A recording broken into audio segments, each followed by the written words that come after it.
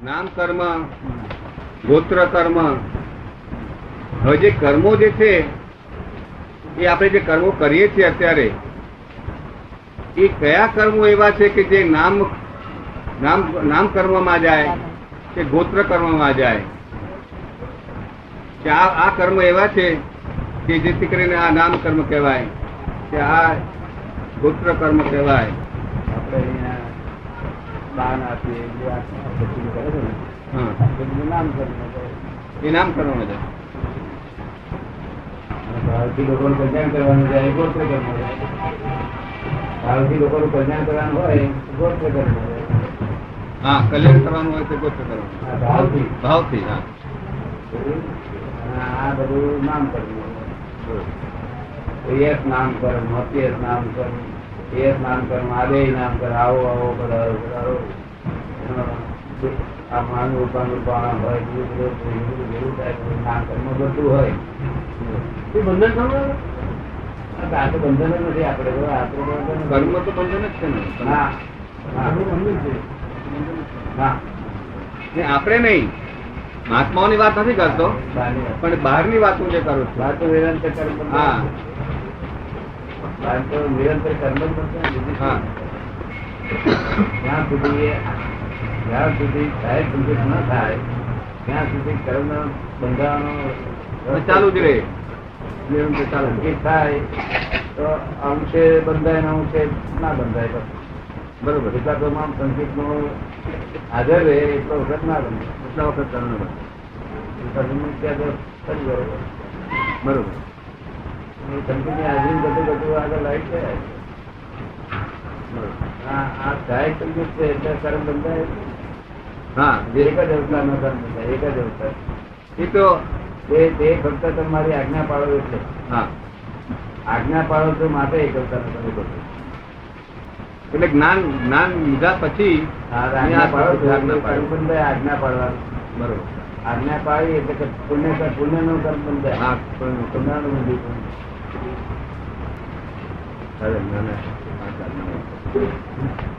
હાજરીમાં આજ્ઞા પાડવી પડે ને. આજ્ઞા એટલા માટે આપવાનું હયાત હોય ત્યાં સુધી ને. હે? હયાત હોય ત્યાં સુધી હા, હયાત પર તે પડે. તો એનો આ તો બહુ આજ્ઞા એટલે કાયમ નહીં યાર. બીજા બાબા કોણ આપે મળે? હે? બીજા બાબા કોણ આપે? અત્યારે જ્ઞાની પુરુષ મળે. બીજા બાબા કોણ મળે? બીજા કોઈ જરૂર જ નથી.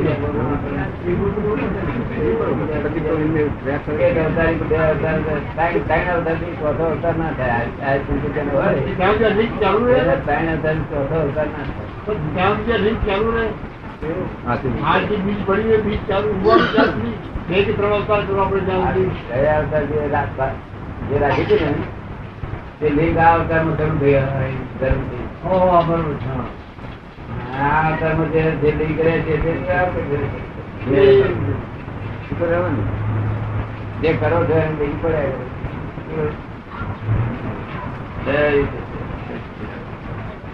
નમો વિકરાગાય. આ નામ કર્મ છે. હા, અજ્ઞાન ભાવ.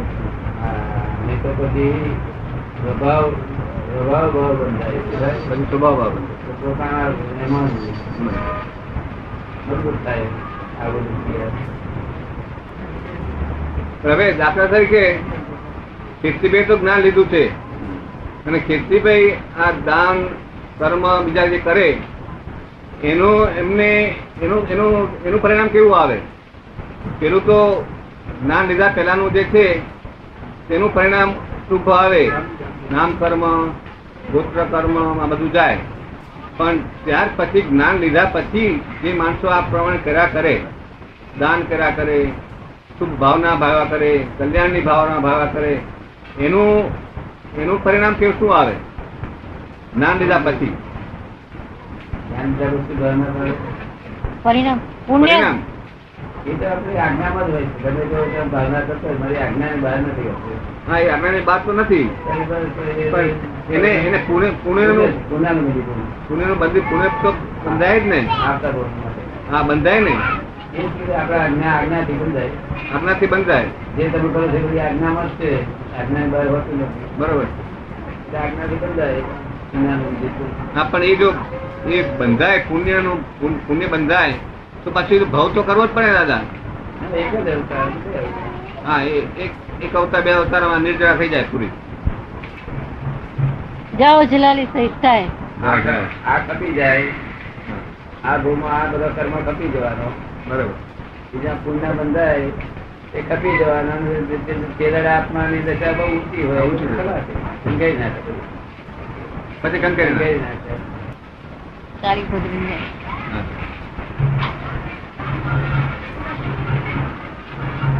મતભેદ પડે તો કે દાદા દાદાની આજ્ઞા અને અમે આ ત્રણને જોડાણો તત્વ કયું? આમ ત્રણે કેમ જોડાયા? દાદાજી હાજરી છે, દાદાની આજ્ઞાઓ છે, અમે જુદા છીએ. આ તાર કયો તત્વ જોડે છે? એ આજ્ઞા એ જ દાદા છે. એ તત્વ કયું દાદા? એ કેમ જોડાય છે? એ તો પોતાનો આત્મા એ કરીને અભેદ છે. આત્મા એ કરી જુદાઈ નથી. હવે દેહે કરી જુદાઈ. આત્મા એ કરી આત્મા કરે આત્મા અભેદ ભાવ છે. અભેદ ભાવ. તેથી નિરંતર યાદ રહ્યા કરે ને. હા. દાદા નિરંતર યાદ રહે દાદા છે. નિરંતર. એ અભેદ ભાવ છે જ નહીં. બરોબર. હા, નિરંતર યાદ રહે. મતભેદ કરવાના દે, અસમાધિ ન થવા દે, ઉપાધિની સમાધિ રાખે છે. હા, ઉપાધિ હોય તો પણ સમાધિ રહે છે. હા, તો એ ઉપાધિની સમાધિ રહે એનું નામ સહાયક સંકેત કહેવાય. સહાયક સંકેત. ઉપાધિમાં બહાર ઉપાધિ હોય એની સમાધિ રહે તો સહાયક સંકેત કહેવાય. જૈન શાસ્ત્રો એ તમે એવું જરૂર છે કે આ કાળમાં સહાયક સંકેત નથી. હા, પ્રમિત માર્ગ છે. આ તો અક્રમ વિજ્ઞાન છે. આ તો શુક્લ ધ્યાન નથી એટલું, પણ એ તો શુક્લ ધ્યાન જ હોય. હા છે. પણ સામાન્ય માણસો ને આ બધું ગળે ઉતરતું નથી ને દાદા. એ ઘરે ઉતારા જશો ને એ લોકો બહારનું જુએ છે. હા, એ પથારો જુએ છે. એ પથારો જુએ છે. પથારો જુએ ત્યારે એનું માન કરે. હા, બરોબર. તો ઉતારીનું કામ જ નહીં આપણે. ના, એ તો દ્રષ્ટિ પથારો જોવાની તે છે. હા, ઘટાડો છો.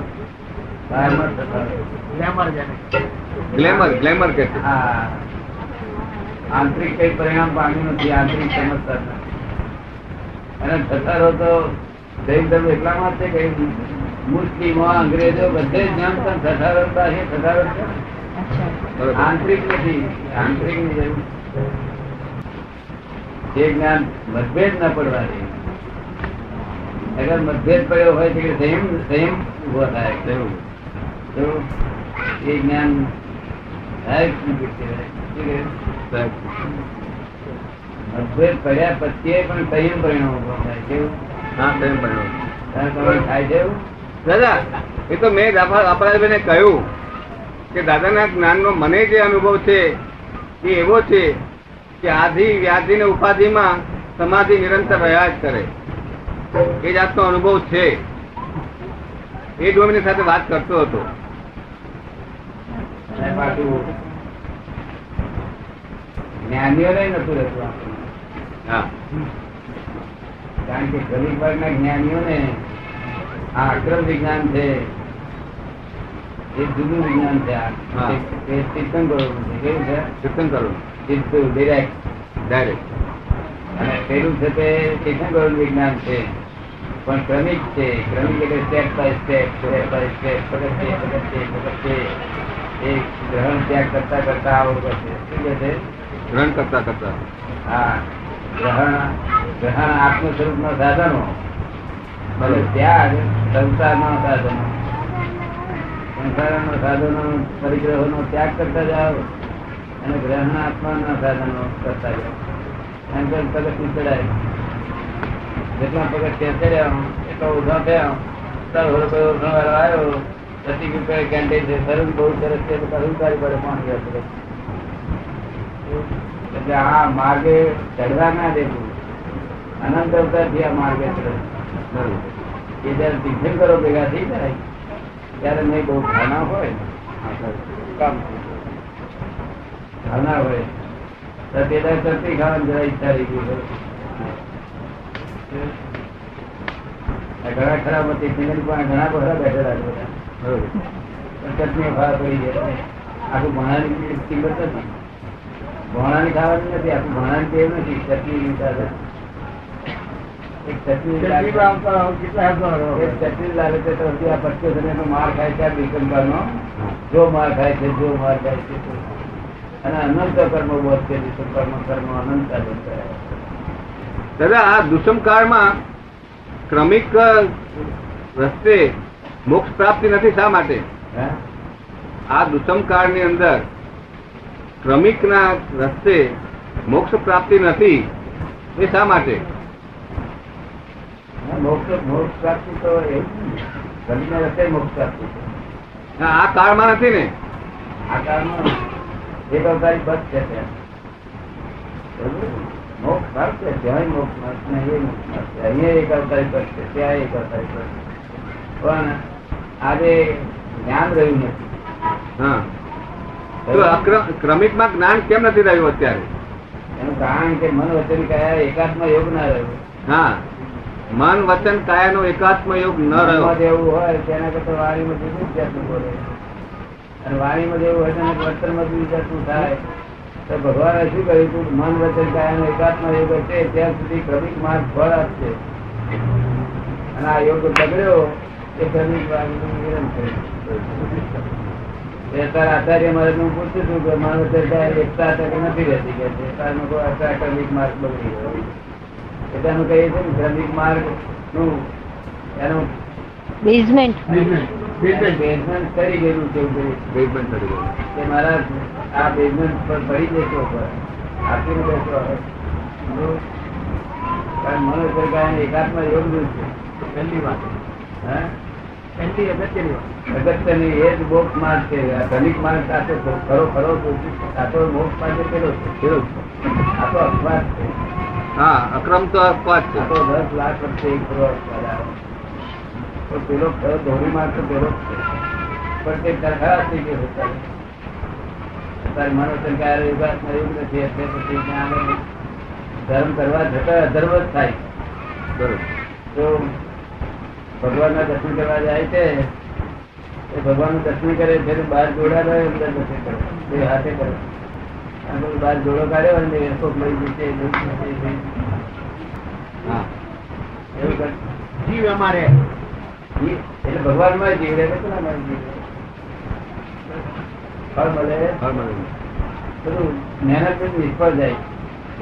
આ ધર્મ ધ્યાન નથી રહ્યું. ધર્મ ધ્યાન એક ફક્ત ભગવાનની આજ્ઞા પાડી છે એટલું ધર્મ ધ્યાન બંધાય છે અને બીજું અધિકત ભાવ છે એમાં ધર્મ ધ્યાન ન થાય.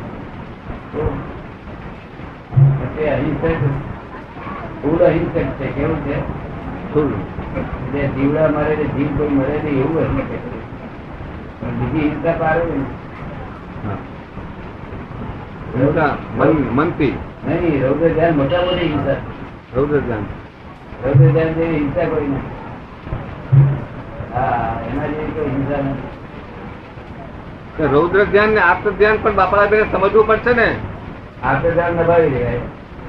રૌદ્ર ધ્યાન કોને કહેવાય? આત્મ ધ્યાન કોને કહેવાય? રૌદ્ર ધ્યાન તો મોટા મોટી હિંસા છે અને એમાં રૌદ્ર ધ્યાન ચલાવી લેવાય આ કાળમાં. પણ આ તો બુદ્ધિ થી મારતા શીખ્યા છે ને બુદ્ધિ થી કોઈ વાત બુદ્ધિ થી ઓછી બુદ્ધિ વાળાને પાસે લાભ ઉઠાઈ લે છે. શું કરે છે? વધુ બુદ્ધિ વાળો ઓછી બુદ્ધિ વાળાનો લાભ ઉઠાવે છે. એ આખા દુનિયાનો કાયદો નહીં તે કાયદો છે ત્યારે જૈનો વાપરે છે કારણ વધારે બુદ્ધિ છે બુદ્ધિશાળી લોકો છે અને તે બુદ્ધિ થી લાભ ઉઠાવે છે. એ મોટા મોટી હિંસા છે. મોટા મોટી એના કરતા કરવાથી મારે હોત તો હારો. આ તો બુદ્ધિ થી મારે જીવતો રહે ને પણ મરદા જેવો જીવતો રહે. આ બધા ખેડૂતો દિગંબરી જઈને બધા પાસે પડ્યા છે એ બધું ધીરણ બધું કરેલું તો પેલો આખી ઊંધી મહેનત કરે અને યાદમાં બધો હા સર બુદ્ધિ દિમાગ બુદ્ધિ ભગવાને જયારે માટે આપી છે એ બુદ્ધિ એટલે પ્રકાશ કહેવાય. અને એ પ્રકાશ અંધારામાં કોઈ માણસ અથડાતો હોય તેને ધરવું જોઈએ, કોઈ ઉભા રહે તો એનો લાભ જ ના ઉઠાવાય. બુદ્ધિ નો લાભ ઉઠાવાય નહીં, બીજો બધો લાભ. બુદ્ધિ તો પ્રકાશ ધરવા માટે છે. બુદ્ધિ બીજાને સહાય કરવા માટે છે, હા, એનો દુરુપયોગ કરવા માટે નથી. આપણે રાત્રે ચાલતા અંધારામાં તો આપણી પાસે લાઈટ હોય તો બીજા પાસે અંધારામાં અથડાતા હોય તો એમને આપણે શું કહીએ કે આપણે થોડી વાર ઉભા રહીએ, હા. તો ઉભા રહે, આવો આવો મારી સાથે આવો લાઈટ. એવી રીતે આ બુદ્ધિ જેની પાસે હોય તેને બીજા લોકોને કહેવું જોઈએ કે ભાઈ આમ રીતે આમ કરો તેમ કરો. પણ આ તો તરત જ એને ગોળીબાર કરીને રાત કરી નાખે. બોલો આ બધા ફરક ભોગવવા પડશે. આપણે સમજાયું ને કે બહુ મોટો અંગ્રેજી ભાષામાં મેન્ટલ એક્સપ્લોઇટેશન. હા. હવે આવી જીવી વાત લોકોને સમજાય નહીં. આ જ્ઞાની પુરુષે જ સાહેબ એ કહી શકે. લોકોને સમજાય નહીં કારણ કે મૂર્તિ છે ને, અવસ્થા મૂર્તિ છે, એમાં પોતાનું હિતકારી વસ્તુ ના સમજ પડે. એ તો હિત તો એમાં જ સમજે ને કે આ મેં એને પેલા ખંખેરો એ હિત. ના, હું તો ઉપરથી ખુશ થાય. ઉપરથી કર્મને નિવેડી કર્યો પાછો. કર્મ તો બધું એવું કરી બુદ્ધિની મારી ઘેર પસ્તાતો હોય તો ભગવાન કે છે ખુશ છે. હા, શું છે? પણ આ તો પછી કે છે જો આ મારે ઉઠાયો રાતે 250 રૂપિયા કરો. હા, એ છે જ તો. હું તો ખુશ થાય હા, ખુશ છે. થાય. એ કર્મને મજબૂત કરે છે, વિકાસિત કરે છે. શું કરે છે? વિકાસિત કરે. અને ઘેર આવીને તો પસ્તાવો કરતો હોય ભરી આ બુદ્ધિથી મારવાનો છે આપણને આ ધંધો આવ્યો અને પસ્તાવો કરતો હોય તો ધીરું થઈ જાય.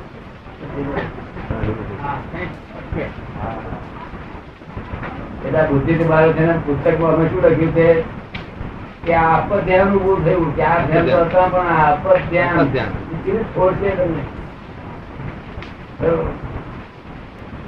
એ જ મારે પૂછવાનું હતું, આ અપધ્યાન જે લખ્યું છે એનું શું? હવે આ તો એનો ઉકેલ મેળો મળે અત્યારે. અપધ્યાન કોને કહેવાય છે? ત્યાં ધ્યાનમાં અપધ્યાન છે નહીં, અપધ્યાન નવું નહીં. હા, નવું નહીં. આક્રમ નું અપધ્યાન નીકળ્યું. વાત સમજે ઉકેલ આવે એવો છે, નહીં ઉકેલ નહીં આવે એવો. The world is the puzzle itself puzzle થયેલું છે. એ રોજ puzzle જ ઉભા થયા કરે. રસીભાઈ મારું બગાડી એવું કહ્યું તો રસીભાઈ puzzle ઉભું થઈ જાય. puzzle solve થાય.